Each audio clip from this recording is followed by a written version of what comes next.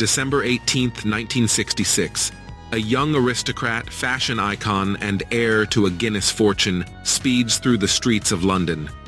21 years old, beautiful, wild, fearless.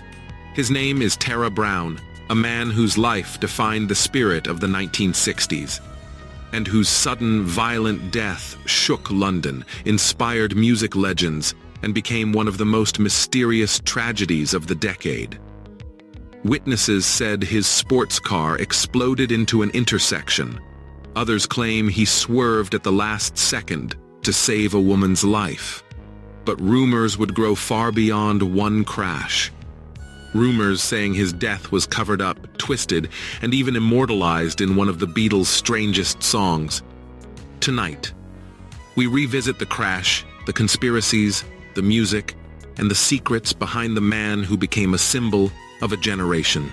Born into the Guinness family dynasty, Tara Browne didn't behave like royalty. He was a rebel, racing cars, mixing with artists, musicians, models, and the rising stars of London's underground scene. He was close friends with Paul McCartney, John Lennon, Brian Jones, and Mick Jagger. Tara represented everything the swinging 60s stood for: freedom, recklessness, creativity, rebellion. At 21, he had it all: wealth, fame, connections, and a bright future. But everything changed on one cold December night. On the evening of December 17, 1966, Tara was out with his girlfriend, model Suki Poitier. The couple moved from club to club, drinking, laughing, celebrating life like London royalty. Witnesses say Tara was in a cheerful mood, but drinking heavily. He insisted on driving them home in his turquoise Lotus Elan, a sleek sports car known for both speed and danger. What followed happened in just seconds, but would leave questions for decades. Around 1:30 a.m., Tara drove through South Kensington at high speed. Witnesses say the Lotus was moving far faster than the posted limit. As Tara approached an intersection, a light changed. A Volkswagen appeared ahead. Two versions of the story exist. Version 1, the reckless speeding. Tara ignored the red light, slammed into another car, and the Lotus crumpled instantly. This is the official version of events. Version 2, the heroic swerve. According to Suki Poitier, Tara swerved intentionally to shield her from the impact, sacrificing his life to save hers. This detail sparked decades of debate. Was Tara reckless or heroic? Tara suffered massive trauma but was still alive, still conscious, when rescuers arrived. He reportedly whispered Suki's name before losing consciousness. He died the next day at the hospital, December 18, 1966. He was only 21. Even though it was a fatal crash, many believed the investigation was rushed. Witness statements were inconsistent, and no formal alcohol test was recorded. Suki's testimony existed only in police notes. No detailed reconstruction was done. Large media outlets received information before the family. Some people whispered that the Guinness family influence might have shaped the public narrative.